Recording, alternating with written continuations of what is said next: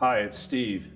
Today we'd like to show you how to change the defrost heater on your refrigerator. It's a really easy job. All we're going to need is a 1/4-inch nut driver, a long flat blade screwdriver, and a pair of needle nose pliers. Let me show you how we do it. Now before we begin this repair, the first thing we'll need to do is to disconnect power to the refrigerator. So pull it forward enough that you can unplug it, or locate the electrical panel and turn off the appropriate breaker or remove the appropriate fuse. Now next we'll want to remove all the items that are in the freezer. We'll also remove any freezer shelves that are. Slide that out and set it aside. Now if your model has an ice maker in it, you'll want to remove that as well. And if not, we can go ahead and just remove the evaporator cover and the bottom panel as well. We'll start with the upper corner and remove that single screw to disconnect the ground wire.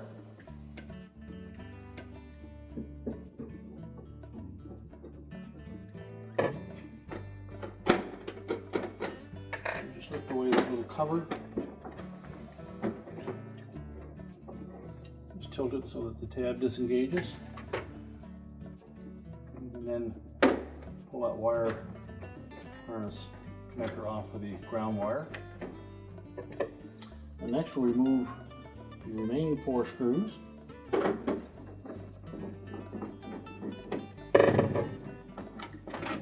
2 longer ones on the bottom on this model,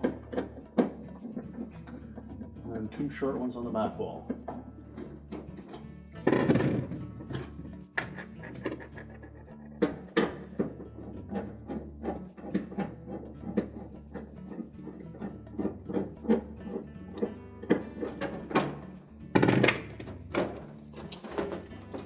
Lift that bottom panel off and set that aside. We'll also want to remove these 2 styrofoam air deflectors. Just gently pull those out of the freezer floor. And if there's a frost buildup here, you may need to melt all of that first. We don't want to damage these styrofoam blocks. So once it's completely defrosted, simply pull those out and carefully set them aside.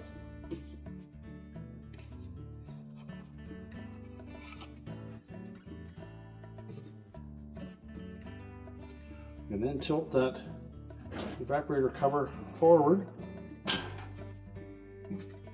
and lift it out.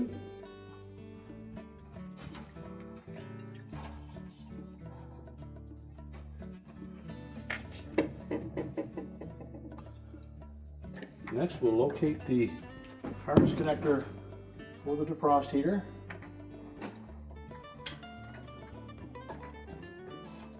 There's a little locking tab on one side of that connector. Just lift up on it and then separate it. We'll also need to connect.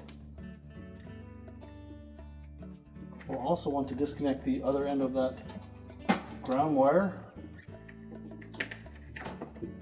Just tuck that out of the way for now. Next we'll need to remove this little styrofoam block on the left hand side here. So again, make sure that it's completely defrosted, and then just very carefully slide that away from the tubing. Use caution in this area as those fins are very sharp.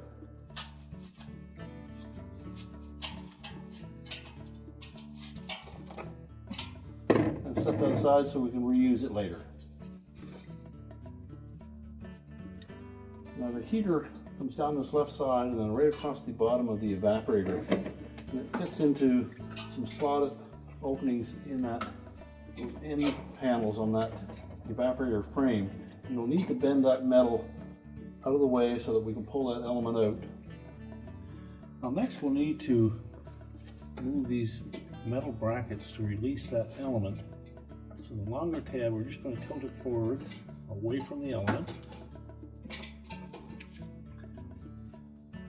And there's a shorter one in behind that we'll need to reach in and push out of the way. And it's probably easier to do that with a flat blade screwdriver.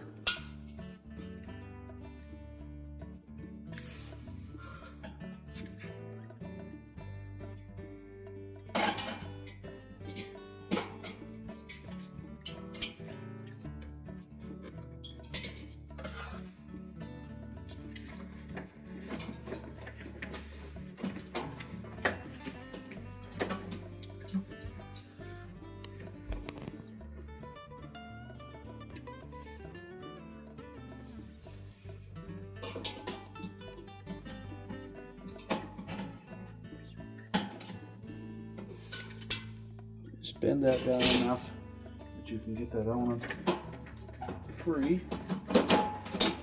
Do the same on the opposite side.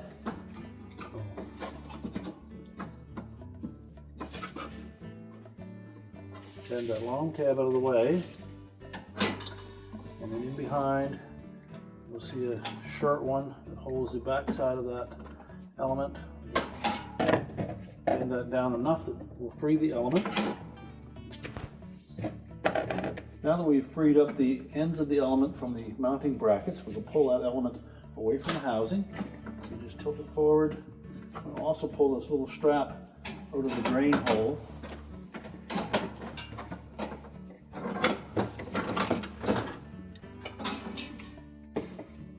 Then we'll remove that and attach it to the replacement element.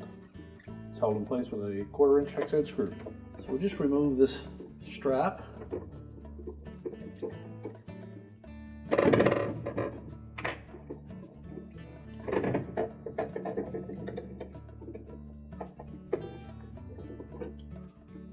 Slide it off the old element, and we can then discard that old element. And we'll attach that strap to the new element.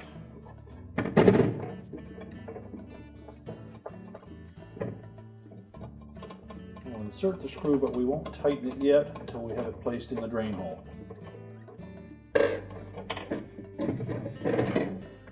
Next, we'll set that element into the evaporator housing, and then we'll engage the end into the mounting bracket and bend the tabs back to hold it in place.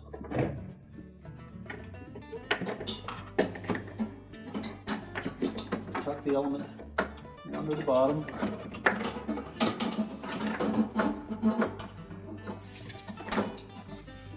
And slide that strap down into the drain hole.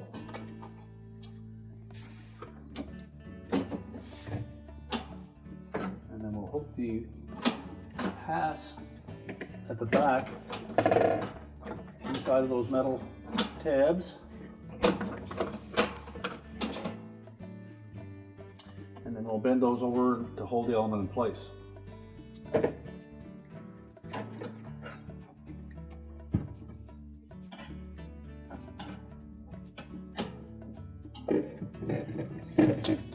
If you can reach it with your needle nose pliers, just reach in.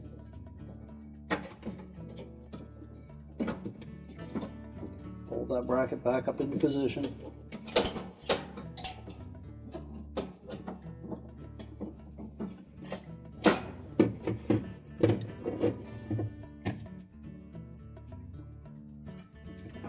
Same for the opposite side.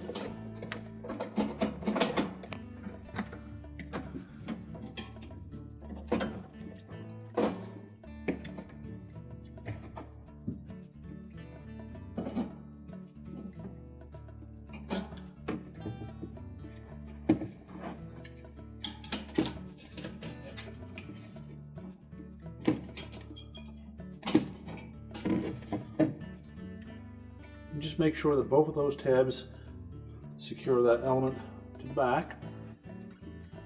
Then we can tilt it up level and rotate the front tabs into position.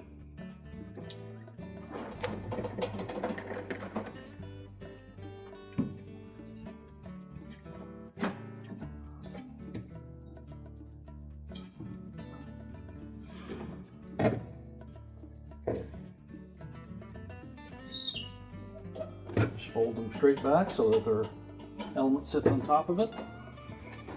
Do the same for the opposite side.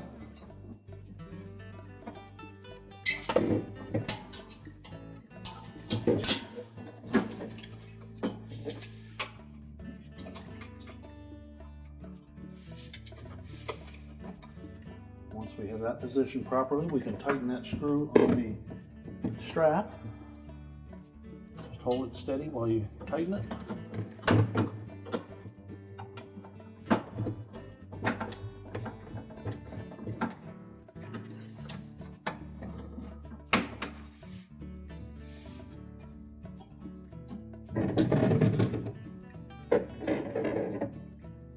Well, next we'll reconnect the wire harness to the element.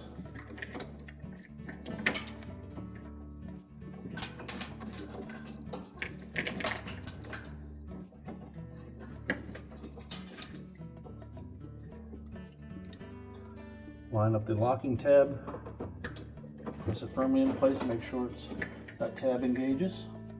You can reconnect the bottom ground wire to that housing.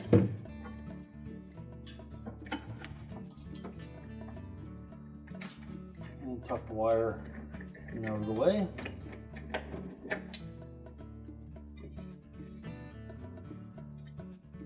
We'll reinsert that little styrofoam block.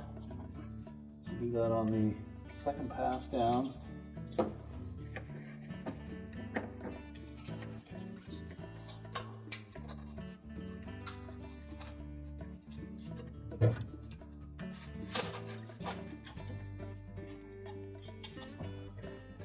Caution not to damage that. And press it until it touches the back wall. Next we'll put the evaporator cover back on. Now when putting the cover in, we'll tilt it in bottom first, line it up over the air duct.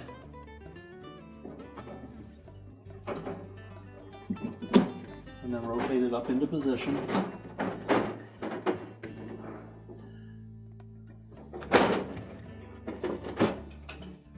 And carefully line up the two holes by the fan mounting bracket. And then you may need to reposition those little metal tabs at the bottom to line up for the lower plate.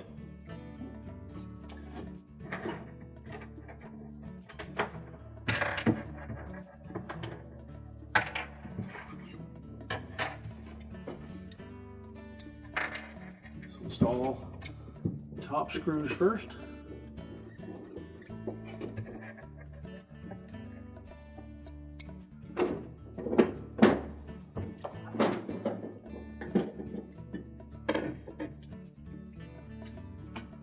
Set the little styrofoam air deflectors back into their openings. Make sure they're fully inserted and use caution, they're delicate.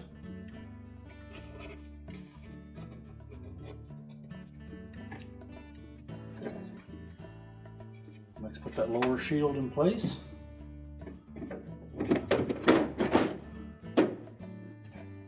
Install the long screws to hold that.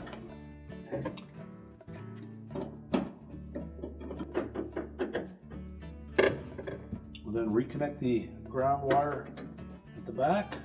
Make sure it's attached to that tab. Well, next we'll put the cover over that opening so the harnesses are tucked inside, and then install that little tab in the opening. And then reinstall the screw.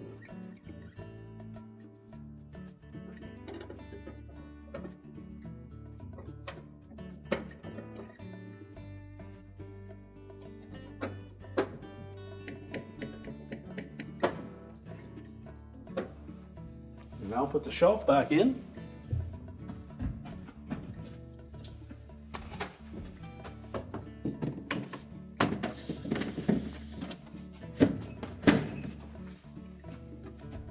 We're ready to reload the freezer, plug the unit back in, and our repair is complete.